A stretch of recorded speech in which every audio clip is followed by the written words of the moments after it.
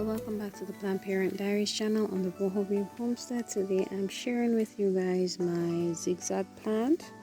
I prefer the name for it, Devil's Backbone, but I have another plant. I realized that I have another plant in the garden that's called Devil's Backbone, so I have to differentiate between the two now. This variety is the tricolor. I have the plain green one.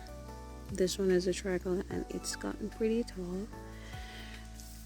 I just propagated it, just stick it in that black hole with some sand in there, and it grew into this, and it's super tall all the way into there.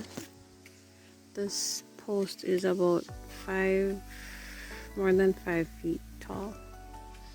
So yeah, this plant is about 6 feet tall. It's gotten about 6 feet tall and it's blooming right now. This is the flower. That pretty little red plant right there.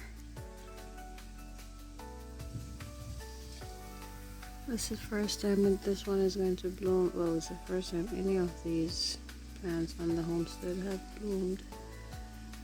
I love this variety because it has the white and the green in there. And this one is coming out. I'm gonna have to propagate this one because I don't want it to come out. I just want it to stay at the side of the gate right here. I'm gonna show you the plain one. Hang on. So guys, these are the plain variety zigzag plant. This one is just plain green. It does have, this is sunburned, so when this one gets sunburned or lack of nutrient, it does have a little bit of yellow and a little bit of pink, but I think it's because this thing here is feeding off of it. This ivy plant, pull it out.